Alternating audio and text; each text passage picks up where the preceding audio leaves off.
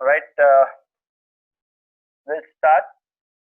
And according to Hammer, right, in 90s, the most of the organizations were focused on mainly the business process re-engineering or the process redesign. So that in the 90s, most of the organizations were focused on business process re-engineering or process redesign. They are mainly concentrated on the financial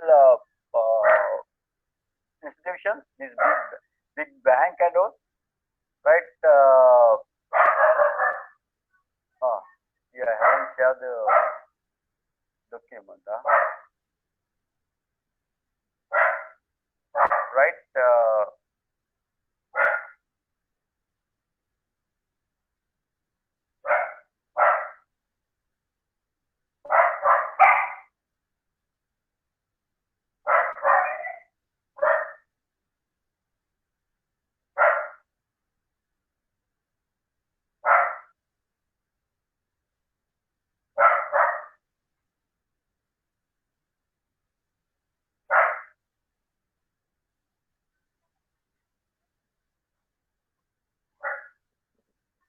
Right.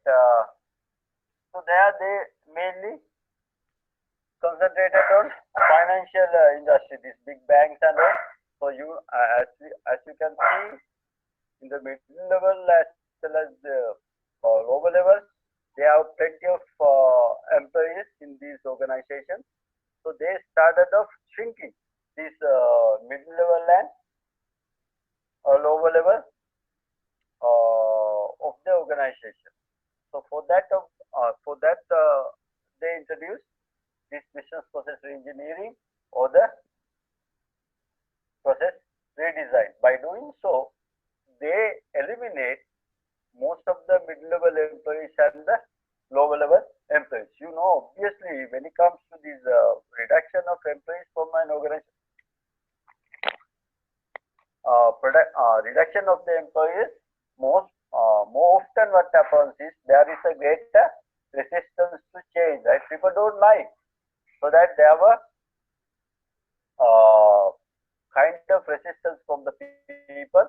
These business process engineering endeavors in 1990s, right? Here we say leading companies focus on processes that cut across departmental of the functional lines, but most companies concentrated on redesigning processes within specific departments or functional units. At the same time, Six Sigma were popular in manufacturing organizations for process improvement efforts. So that they have the American financial institutions mainly utilize this business process engineering to get rid of additional employees with these layers, right, middle and the lower level. But with the manufacturing sector, right,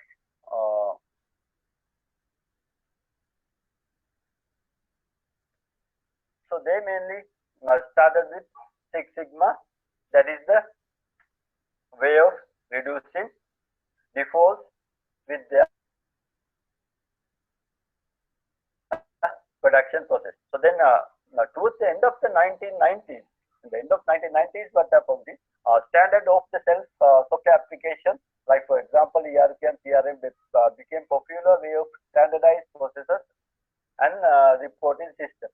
So that end of 1990s, all these off-the-shelf softwares like enterprise resource planning, CRM, where you can go to the vendor and buy it, became popular, right? And that is the way for most of the organizations to standardize processes and the reporting system. During this same period, workflow systems became popular as tools to automate document processing systems. And again, these workflow systems became popular and that period as well. And that is how that is one of the tools they utilize to automate document process of this organization, right? So that when it comes to new millennium, right, year 2000, enterprise business process management and monitoring programs came into place along with the programs to standardize process throughout the organization. What do you mean by standardize process? Someone?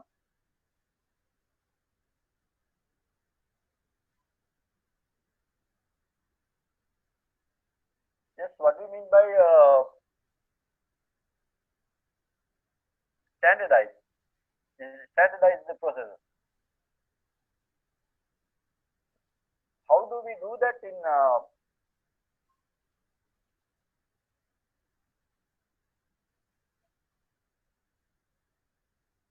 yes? Do you have any experience? Have you heard anything? How do we standardize nowadays? You know that we adapt some standards, right? For example, international standard organizations is having various standards, right? For production, for foodstuff, and garment sector, and various industries having these international standards. So they adapt it. So that then it will become the single standard for these organizations. If they want to protect their quality with regard to the products and the services and all, they take these standards. Right? That's the one aspect of it, right. And again, there are some organizations, right, would ask you to adhere to their rules and regulations. For example, in Sri Lankan garment industry, right, most of the buyers from other countries, right, so they would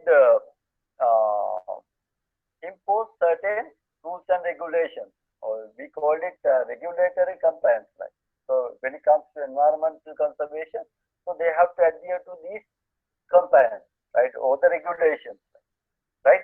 So likewise, there are some standards we adapt in order to protect these, in order to adhere to these conditions, right. That is with the start of new millennium. And again, implementation level, what happens is we started off adapting this BPMS project. What does stands for BPMS? Business Process Management Suite. The collection of software, right? So we can buy it and we can implement it as a project within the organization. That has started in year 2000, right? So that is how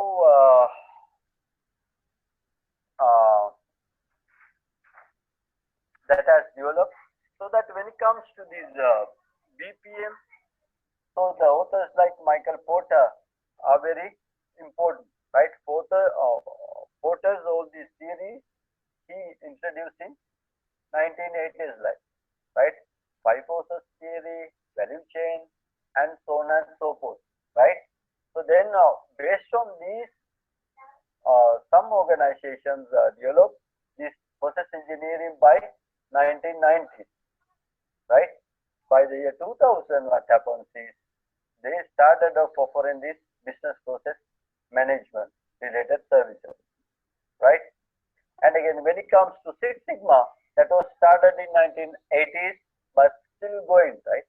Still organizations are adapting them and improving their production process, minimizing their defaults with regard to their product.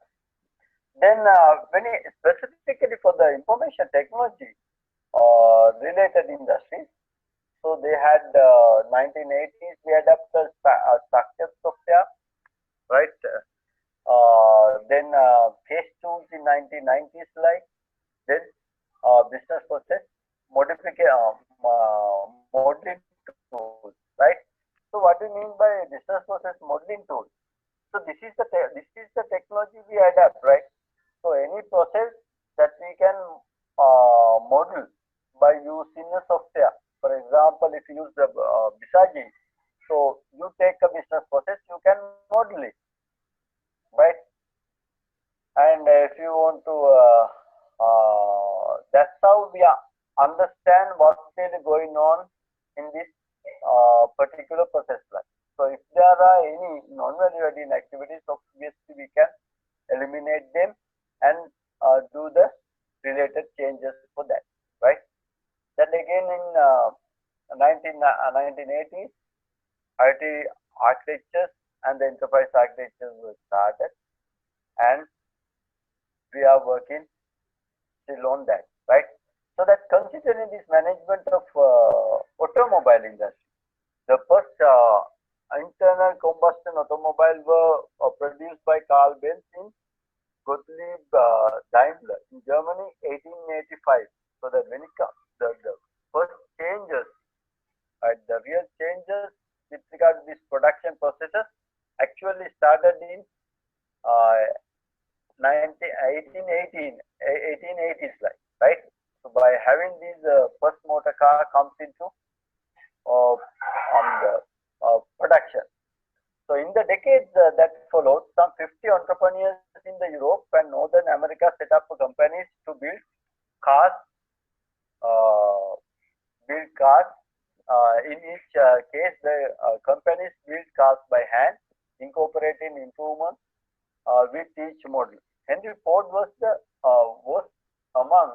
one among many who tried that hand at building cars in that manner. So that after Carl Benz introduced very first car in 1885, the next 10 years of that period, there were 50 new entrepreneurs in Europe and North America set up their companies to build cars. Henry Ford was one among them, right? So that he is the person who introduced this change management way back in 1990, like, right? In 1903, however, Henry Ford started his third company, the Ford Motor Company, and tried a new approach of automobile manufacturing. So that the handmade motor cars manufacturing process was turned around by the Henry Ford, right? Here we say he first designed a car that would be of high quality. He mainly concentrated on the quality of the car they manufactured, not too expensive and easy to manufacture. So we know that model, right? T model. So that what Henry Ford has done was, so he made available this newly built car affordable for every household in America, right? It is not too expensive and again easy to manufacture for them. Next, he organized a moving production line, right? So that means in essence, workmen began assembling a new automobile at one end, and the factory building and completed the assembly as it reached the far end of the plant. So then they started from assembling the motor car from one end. The next end would be released at completed motor car, right? So that's what they call assembling a new automobile at the end of the factory building and completed the assembly as it reached to the far end of the plant line. So here you would see the picture of that, the change he has done, right? So that it started from the one corner, and when they come to the end of that production line, they have the completed car, right? By organizing the process, he did. Henry Ford was able to significantly reduce the price of building automobile. By doing so, by changing this production process, what Henry Ford achieved, he significantly reduced the price of building automobile. As a result, he was able to sell cars for such a modest price that he made it possible for every middle class American to own a car. By doing so, he made available this motor car for a modest price. That means every household could afford to buy this motor car manufactured by Henry Ford, right? So that is the change he has made for the automobile industry in America. At the same time, a direct result of the increased productivity of the assembly process, Ford was able to pay his workers more than any other auto assembly workers. Right? So that he not only improved the production process of the production of the motor car, and also uh, make these changes to improve the production process or the efficiency of the employees who are involved in this production process, like right. Here they say within a few years, Ford new approach had revolutionized the auto industry. After within few years of this implementation of changes in production process, he revolutionized the auto industry, and it soon led to change in almost every other manufacturing process as well. So that even though he started these changes in the automobile manufacturing in 1990s, so after few years, most of the other production organizations also adapted Henry Ford change he has done with regard to this auto manufacturing, right? So that they also improve their production processes. So that food success is a great example uh, of the power of innovation and process improvement to revolutionize the economics of an industry. So that the fourth success in this automobile industry is the example of the power of innovation